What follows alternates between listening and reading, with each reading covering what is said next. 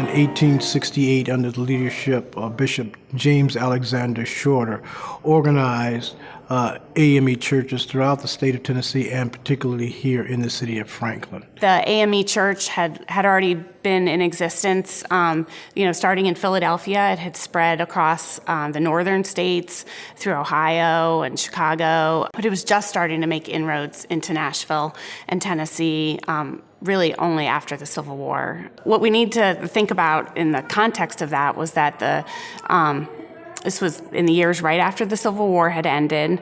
Most of the African Americans who were living in Williamson County had been enslaved. They would have been taken to worship with whoever enslaved them.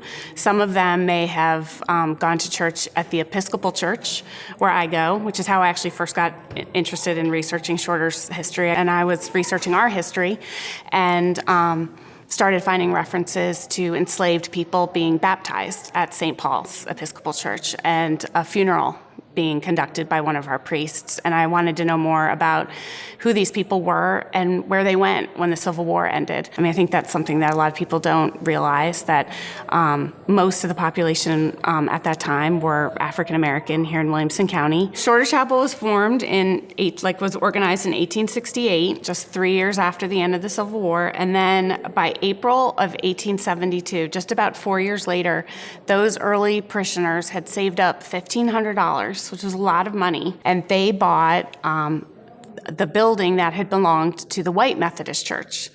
And it was where today's brownstones are in downtown Franklin. It's on the corner of 2nd Avenue and Church Street.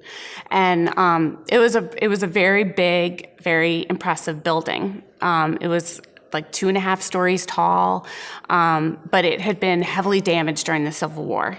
And so it was like a fixer-upper when they bought it. Newspaper articles talk about how they very quickly had an organ and a choir. So they were very organized. Shorter Chapel fits into the history of Franklin being the first African Methodist Episcopal Church. And it has played a major role in the black community in Franklin. In my study of Williamson County history, and particularly the African Americans' contribution to that history, and when you look at the membership of those members of Shorter Chapel, it's very easy to determine they were leaders in the black community in Franklin.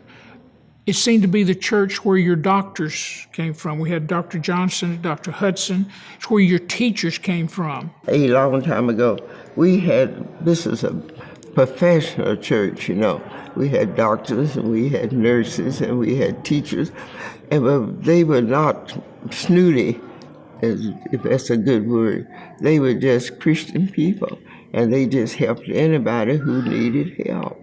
So, Shorter, I think, has a very good reputation. And what makes us different from other churches in this area is that we are known as the Church of Social Justice, the Church of Protest, or when it was formed 100 years ago, the Abolition Church. Our denomination was formed in large measure for protection as well as for protest. For protection in the sense that it gave an opportunity for people of like mind to have support, but also for protest that those who did not acknowledge our humanity have to reckon with our humanity, and together we make that witness. We know that in July of 1868, there was a series of lynchings right here in Franklin. And then in August of 1868, Shorter Chapel was formed. So that's sort of the backdrop against which these early parishioners decide to organize their own church. And I always think about it as like they were really creating a sanctuary. We think of a sanctuary as being a church building, but they were really creating their own sanctuary by coming together and trying to create safety, a place of peace and a place where they could worship together. The church stayed at that location and in that building from the 1870s until 1925. And in December of 1924, they negotiated to swap the old church building for an empty lot on Natchez Street. Lots and lots of sort of oral history exists to the fact that the building was torn down brick by brick and carried over here to Folk Street and Natchez Street and rebuilt. The story is that they tore the church down and they had like a parade and people carried the bricks by hand. They had them in wheelbarrows and in carts. It's a beautiful story about that time and how they wanted to stay tied to the past. I think the leaders of this church, of Shorter Chapel, were very smart in looking at the future and saying, we need to be in the heart of the black community. And so they chose this site, which is right in the middle of the Natchez Street community. When we started looking at the building and comparing it to photographs of the original Shorter Chapel Sanctuary, we realized that not only did they carry the bricks, they carried these beautiful stained glass windows with them. There's a cornerstone at the northeast corner of the church that I think was probably laid when the building was reconstructed in 1925. So I suspect there's a time capsule in the corner of the church, in the cornerstone. We have one picture that was taken out here in front. There was a convention here of the Mosaic Society, which one of its members had them meet here, and the whole street is full of people. Hundreds of people coming from across Tennessee to meet here. That's really the first photograph we have of this church after it had moved to Natchez Street and Folk Street.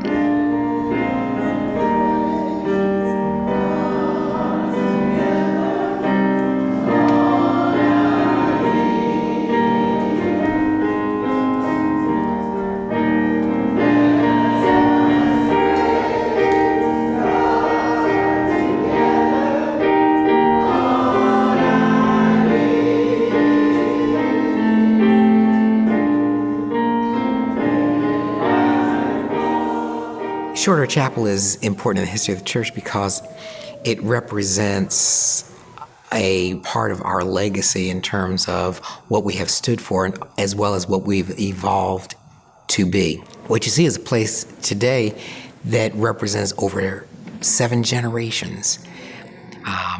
These children and grandchildren, but for me, I have to go back to my great-grandfather to be in the generation represented at the founding of Shorter. It says that following the Civil War, when people did not have to worship because they were not compelled by a master or by even by a community, people had a desire to worship God, be in community, and to be supportive of each other and of family. And so as that legacy continues, it makes Shorter an important part of who we are and who we are becoming. The church is relevant today because God has not gone anyplace. We are restoring our relationship to restoring our facility.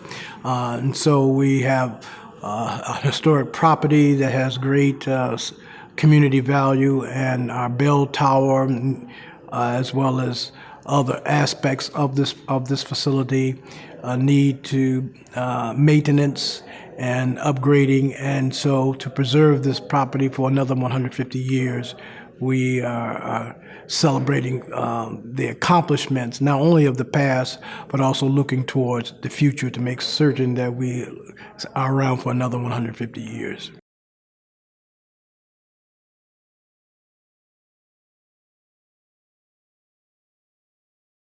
And now you're going to hear from Dr. Kenneth Hill, who is minister of the Shorter Chapel AME Church. The Green Book House was popularized by the movie, The Green Book. And yes, the property next door was owned by the Gaylord family. Again, Sister Thelma Battle and I think Laura Holder of MTSU, they have been writing about it. And so I've been learning more about the Gaylord family, which moved into that property about in the 1930s. in the 40s.